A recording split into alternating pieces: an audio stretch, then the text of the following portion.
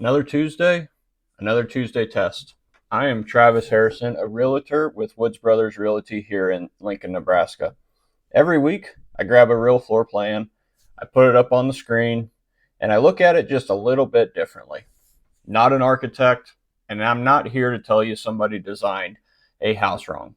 I'm looking at it as a dad, a realtor, and somebody who spends a ridiculous amount of time thinking about how people actually live in houses. Because it's pretty easy to look at a floor plan and say, big kitchen, nice primary suite, 3-car garage, looks good. But what I really want to know is I want to know what happens after you move in. Where do the groceries go? Where do the backpacks land? Where are you carrying laundry to? Where does everybody end up at 5:47 on a completely ordinary Tuesday night? That's why I have the Tuesday test.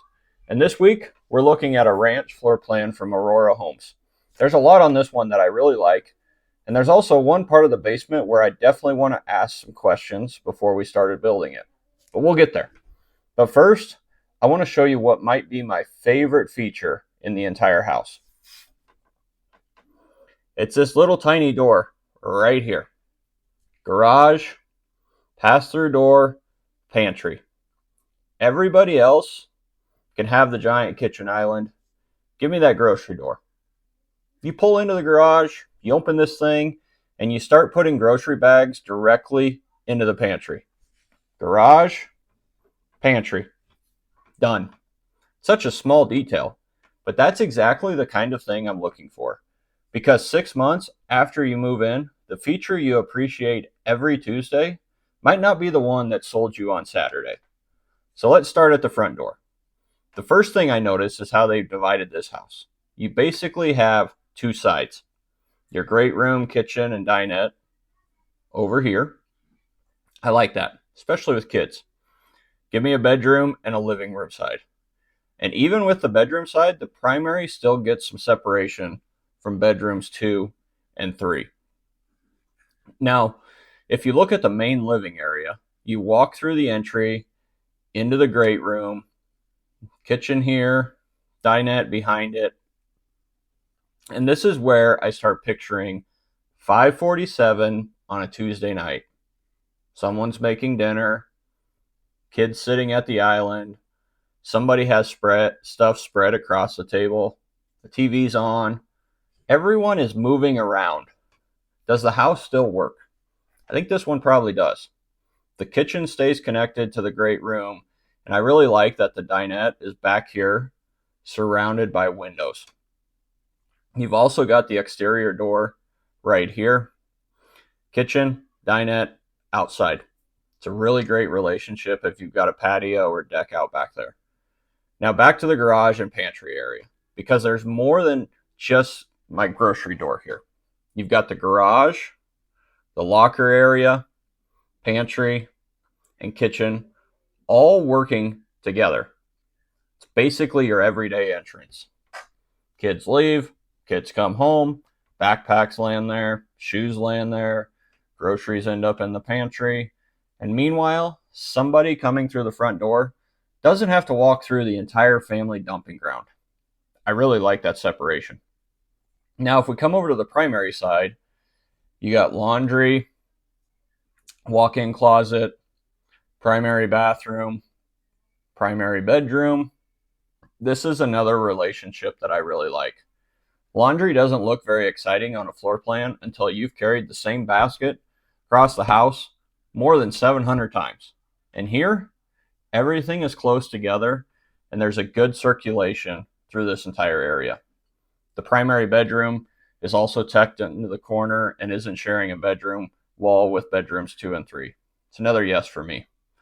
And then you've got bedrooms 2 and 3 down here, each with a walk-in closet. And here's a completely meaningless family argument waiting to happen. One of those kids will probably get more closet space. If you've got multiple kids, somebody's absolutely noticing that. And I'm not redesigning the house over it, but they're going to know. One thing I think through before building this is the great room wall.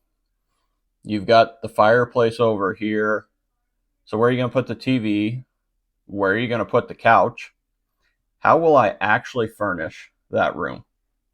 Maybe the side fireplace gives you more flexibility. Totally fair.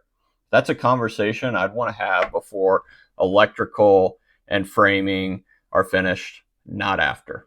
There's also no dedicated office on the main floor. Not necessarily bad. You can repurpose a bedroom. If you do work from home, I'd want to know where you're putting that. So then that brings us downstairs. You come down into a pretty substantial flex room. I like that. I've got 3 kids. Give me somewhere for them to go play, contain their toys.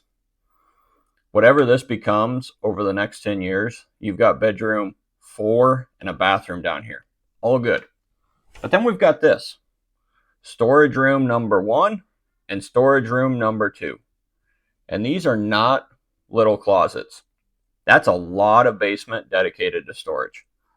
And I absolutely want storage. Christmas decorations, totes, luggage, all the stuff your family accumulates has to go somewhere. But do I need this much? That is probably where I'd sit down with the builder and start asking questions. Could some of this become another bedroom? Could I potentially get 2 more down here? Could I keep plenty of storage, add a bedroom, and make this flex room larger? Where could I add some egress windows? Is it a walkout? What does the structure allow? And most importantly, what does it cost?